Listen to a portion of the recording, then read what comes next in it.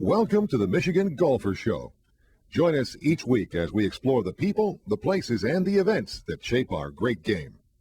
Hi, this is Jack Berry, and I'm here with Ken Devine, the Chief Executive Officer of the Michigan section of the Professional Golfers Association of America. And I've known Ken since about 1960, way back when I was at the Free Press, and Ken was just getting into the golf business. That makes us both awful old, Jack. That does you indeed. Could have gone all day without saying that. He has seen it from the ground up, the salesman, as an executive, through the good times and the bad times. Tell us a little bit about how it was at the start. You were with? I was with the First Flight Golf Company out of Chattanooga, Tennessee.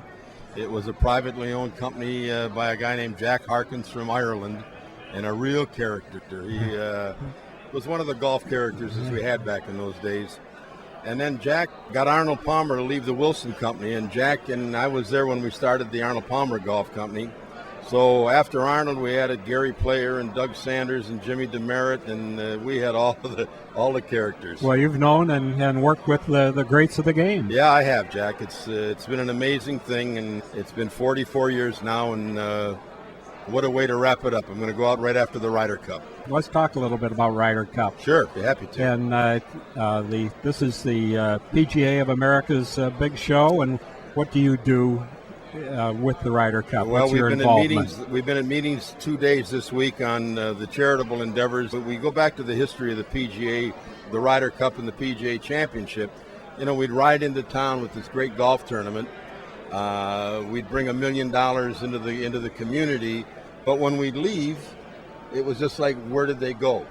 So a few years ago, Jim Autry and the executive committee decided it's time to start leaving a footprint in the areas where we've been. So there'll be two various pro-ams. One's going to be a celebrity amateur, and the other one is the Captain's Challenge. At the celebrity amateur, there'll be 50 Hall of Fame celebrities or movie people playing with 4 amateurs. A good hook. That's how tough the ticket is. When you got to give a Michael Jordan or something. I'm not saying Michael's going to be there, but if you can hook him with a ticket to the Ryder Cup and they give you a day on a golf course, pretty good bargain.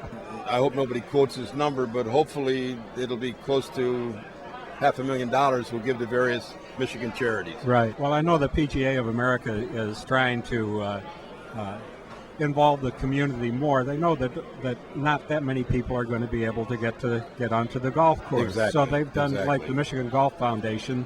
They've given 2 tickets for the week. Correct. To raffle as a fundraiser. That's right. We auctioned 2 of them off, Jack, at the First Tee banquet the other day and last year, and the 2 of them brought $7,200. Of course, the Ryder Cup is it's the greatest team show in golf. Nothing like it. The first one I went to was back in the early 70s at Old Wartson in St. Louis. St. Louis, yeah. And there was hardly a soul there. And it was just a wonderful event.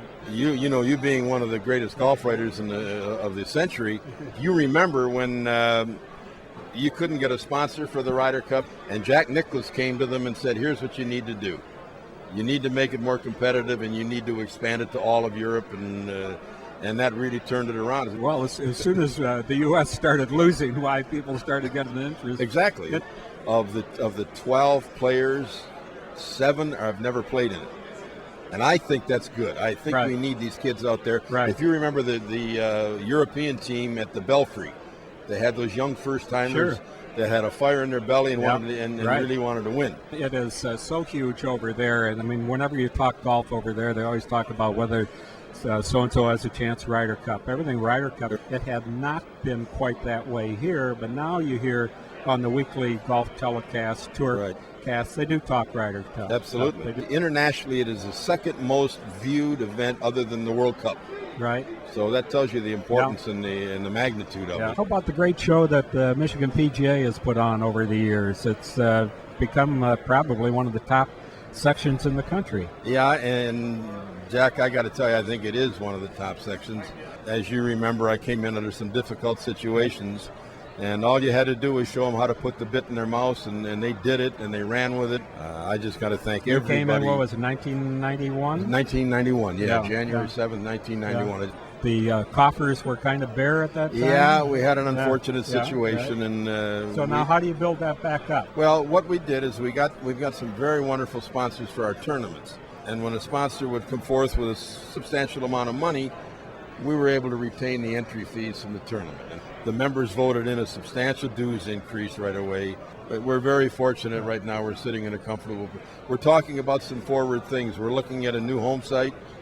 We're spending a lot of our money and efforts on this new Play Golf America growth of the game. Talk a little bit about that. That's I know that M.G. Orender, the president of the PGA of America, is very involved in public golf, and he seems to really be carrying the ball on trying to get players who already are playing to play more and to encourage new players. So, if you look at golf, since Tiger came aboard, it skyrocketed. The interest in golf, but not so much the play. We started to lose players. So where we were at the urging of the National Golf Foundation, you remember back there they wanted to open a course a day? Yeah. Well, we did. Too many. Tilt.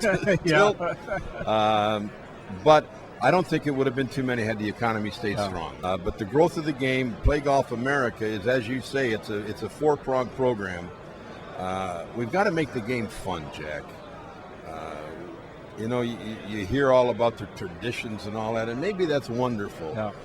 But a lot of people take up the game. It's time-consuming, it's expensive, and if you can't play well, it's no fun. If you and I were to get 10 guys together, 10 guys and women, we could choose up 5 on the side and go play a softball game. Yeah. We wouldn't have an umpire, and we wouldn't have a referee, we wouldn't have a catcher, we'd probably have a backstop. But that's playing. But in golf, you got to tee it up here, you got to play it like it lies, and you got all these damn rules. Yeah. So we're looking at starting what we call Link Up to Golf. It's where we link people together that, as you say, have never played, groups of 8 for 8-hour lessons, very affordable, and those 8 people will go play 3-hole scrambles. That'll be their first experience. So we realize we've got to get to the grassroots of this, make the game fun, where even maybe a Davis Love is not happy with it.